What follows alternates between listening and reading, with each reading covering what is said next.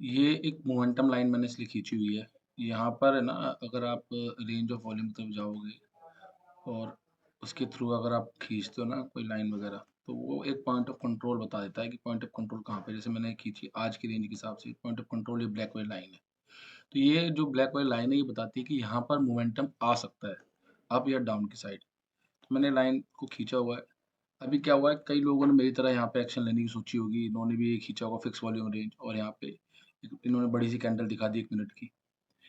But अभी confirmation मिली नहीं है यहाँ पे, मैं तो एंटर हुआ नहीं, बट इस कैंडल देख के जो फंसे होंगे, वही अपना कहीं ना कहीं स्टॉप लॉस या 400-500 रुपये दे के निकलेंगे काम होगा। तो जब भी पॉइंट ऑफ कंट्रोल की तरफ कोई भी आपकी मार्केट आती है, तो वहाँ पर तो पहले पहले सबसे पहले देखना हमें प्राइस एक्शन, फिर कैंडल साइकोलॉजी, उसके आधार पर ही हमें कोई ना कोई ट्रेड लेना चाहिए। अब देखते हैं यहाँ पे कोई सा पैटर्न बने, या फिर कोई कैंडल की साइकोलॉजी, कोई कैंडल का पैटर्न बने, तब हम एंटर करने की सोचेंगे। इस कैंडल का हाई टूटेगा नेक्स्ट कैंडल के थ्रू या थर्ड कैंडल के थ्रू, तभी हम, मतलब 3 कैंडल जो होती है ना, मैं बेसिकली 3 कैंडल लेके चलता हूँ। अगर मुझे इस कैंडल पे एक्शन लेना है, येलो कैंडल पे, तो आने वाली 2 कैंडल के अंदर वो एक्शन पूरा हो गया तो ठीक है, अदरवाइज मैं फिर एंटर नहीं करता हूँ। जैसे मैक्सिमम 5 कैंडल को भी काउंट करना चाहिए, क्योंकि 5 कैंडल के बाद फिर एक रेंज में आ जाना चाहिए, रेंज को कंसिडर करना चाहिए। इनडिसीजन कैंडल बनी हुई है यहाँ पर, यानी कि अभी डिसाइड नहीं कर पा रहे हैं, मार्केट डिसाइड नहीं कर पा रही है 1 मिनट के चार्ट पर कि हमें किस तरफ मूव देना चाहिए।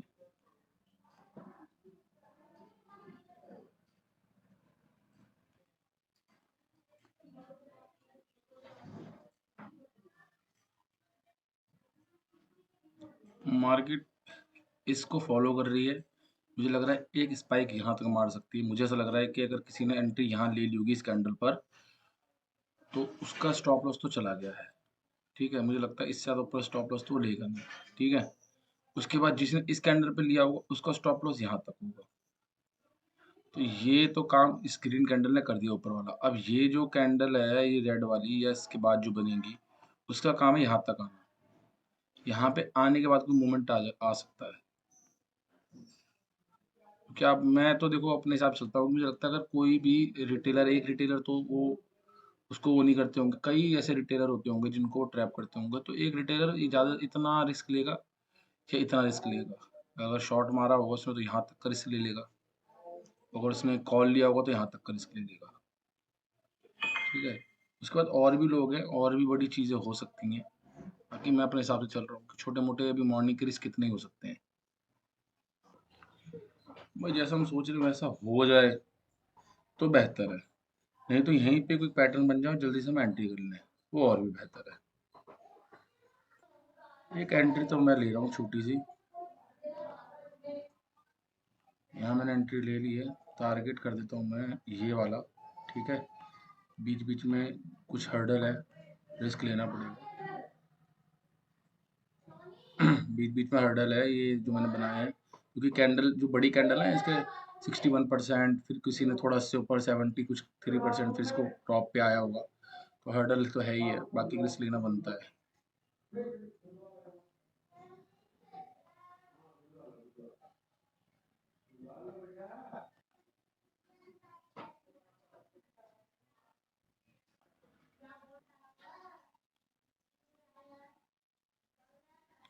यानी कि अपना जो इसने जो अपना सपोर्ट तोड़ा है, या सॉरी रेजिस्टेंस, इसको सपोर्ट बना लिया इस कैंडल ने।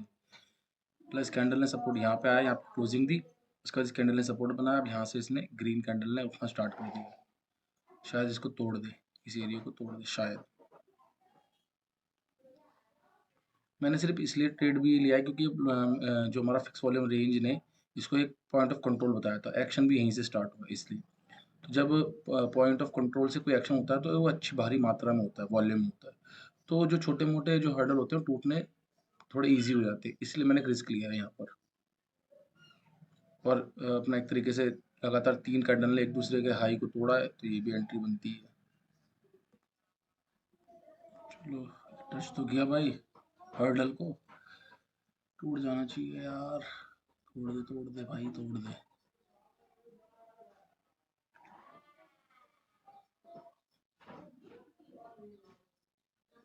ये हर्डल टूटेगा तो डायरेक्ट फिर यहाँ पे आकर टकराएगा ये सीधे, और यहाँ पे आने के बाद थोड़ा यहाँ पे रुकेगा, फिर सीधे यहाँ। चलो टूट गया, टूट गया, फाइट करके तोड़ा है, टूट जाना चाहिए।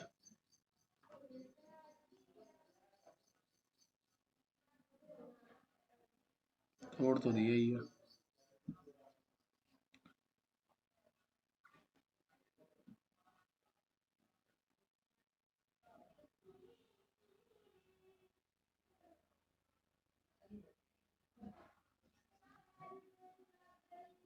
तो यहाँ पर टकराएगा सीधे, यहाँ से फेस करेगा प्रॉब्लम ये, और इसे भी तोड़ दिया तो शायद मुझे लगता है यहाँ तक आएगा, फिर टॉप मारेगा।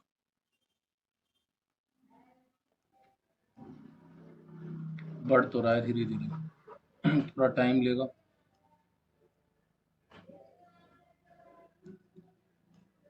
कर देगा काम। इस कैंडल की देखो, यहाँ पर अगर इसने से तोड़ा तो इस कैंडल के यहाँ पर है ना, अगर मैं एक ही लॉट लूंगा तो मैं यहाँ पे निकल जाऊंगा, और मेरे पे इससे ज़्यादा लॉट होंगे, जैसे तो मैं यहाँ पे भी कुछ प्रॉफिट बुक करना चाहूँगा। जैसे मेरे हर्डल जो है देखो, यहाँ तक से यहाँ तक तो कोई प्रॉफिट हुआ नहीं होगा, तो यहाँ तो रिस्क लेना पड़ेगा। जैसे ये अगर से क्रॉस कर देता है तो इसके बीच में यहाँ कहीं, तो कोई इस लाइन से स्टार्ट है तो यहाँ तक मुझे हल्की सी दुविधा लगेगी, मैं प्रॉफिट बुक करूँगा एक लॉट के साथ।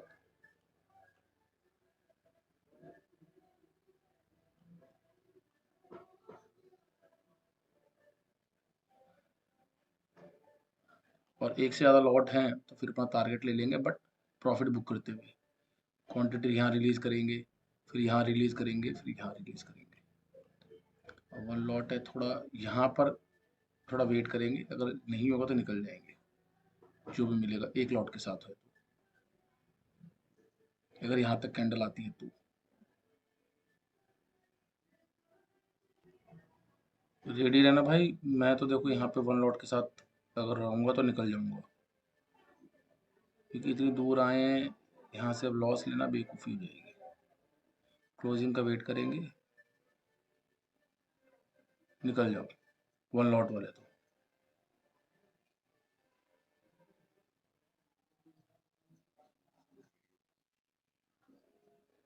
क्लोजिंग तो तुम्हारा प्रॉफिट ही खा जाएगी। क्लोज, क्लोजिंग का वेट कर लिया तो चलो भाई, बच गए होगे तुम। और यहीं से स्टार्ट ना हो जाए ना तुम्हारी रेड कैंडल, यहीं से स्टार्ट होगी ना, निकल जाओ भाई निकल जाओ। वन लॉट वाले, ये वाला हर्डल नहीं तोड़ पाई यार।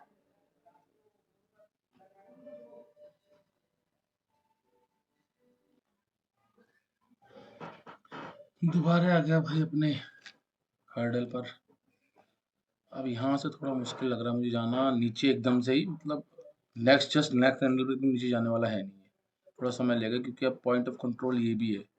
अगर आप फिक्स वॉल्यूम रेंज से खींचोगे ना, तो यहाँ पे मैंने खींचा था शायद, हाँ देखो ये आ गया, ये आ गया, अब पॉइंट ऑफ कंट्रोल ये हो गया। ब्लैक लाइन जो होती है ना, वो होती है पॉइंट ऑफ कंट्रोल, जहाँ पर ये बताता है कि सबसे ज़्यादा ट्रेड किस स्ट्राइक प्राइस की तरफ गया हुआ है। तो वो भी एक तरीके से सपोर्ट एंड रेजिस्टेंस का काम करता है। तो यहाँ पे थोड़ा रिस्क हमारा कम हो जाता है, यहाँ पे डर लगना कम हो जाता है कि हम उस एरिया पे जहाँ पर मोमेंटम चल रहा है।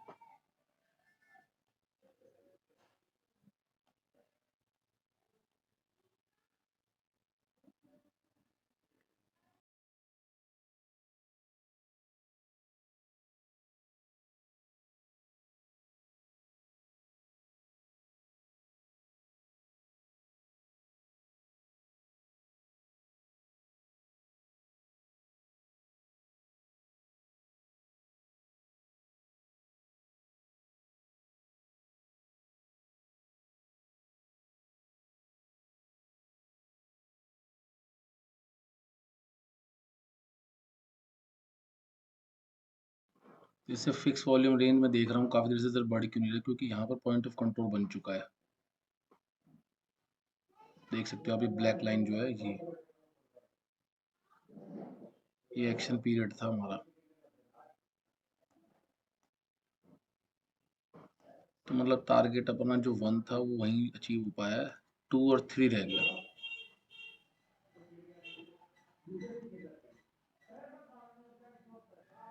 टारगेट 1 के बाद तो कोई स्ट्रेंथ दिख भी नहीं रही है। यहाँ से वैसे हम एग्जिट हो चुके हैं इस जगह से। बाकी मैं देख रहा हूँ कि टारगेट हमारा अचीव कब किस लेवल पे होगा, होगा भी तो कहाँ तक होगा।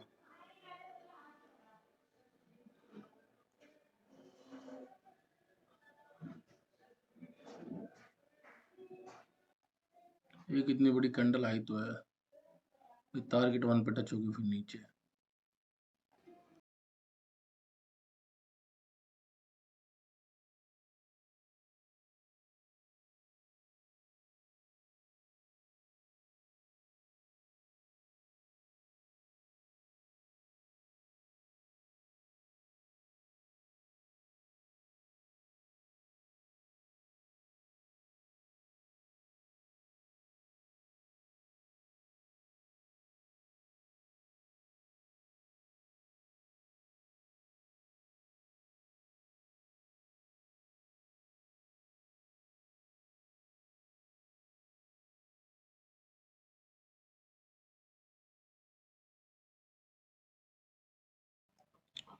भाई अपना टारगेट टू भी अचीव हो गया, ठीक है, जो कि इस कैंडल का हाई था।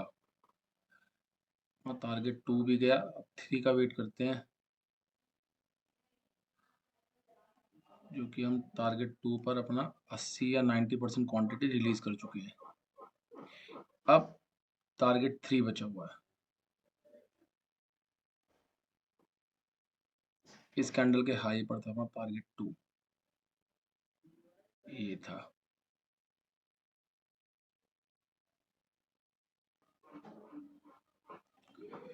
भाई जो भी टारगेट 2 के बाद आया होगा ना, वही फिर प्रॉफिट बुकिंग स्टार्ट हो गई है। फिर अपने एक बेरीज कोई वो ढूंढेगा ये ऑर्डर ब्लॉक, वही वर्क करेगा ये। जैसे ये और ये था एक ऑर्डर ब्लॉक, यहाँ से ऊपर उठना तो उठा ही नहीं। तो फेयर वैल्यू गैप था ना ये और इसका बीच में, इसके बीच में फेयर वैल्यू गैप था, यहाँ से उठा नहीं मार्केट, क्योंकि इसके नीचे ऑर्डर ब्लॉक नहीं था। देखा जाए तो हमने कितना पॉइंट कैप्चर किया होगा, अराउंड अराउंड 40 पॉइंट है कैप्चर ही की पाए। मतलब मार्केट जितना जाएगा उतना ही कैप्चर होगा, व्यवस्थित तो हम नहीं कर सकते, बाकी काफ़ी इतना।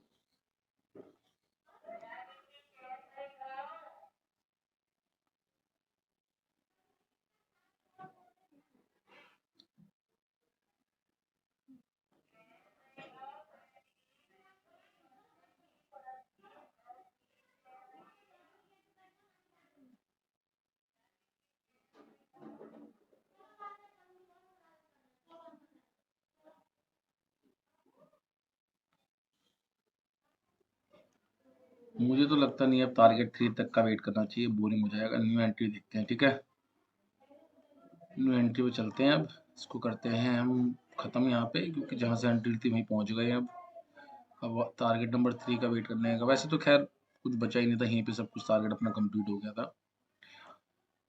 बाकी ये है कि देख रहे थे, मैं देखना चाह रहा था कि टारगेट 3 जो मैंने सोचा था वहाँ तक आता है कि नहीं आता, न्यू हाई तक, बट अभी आया नहीं। कि खैर देखते हैं अगली पोजीशन पे। बहुत वेट हो गया, बोरिंग भी हो गया।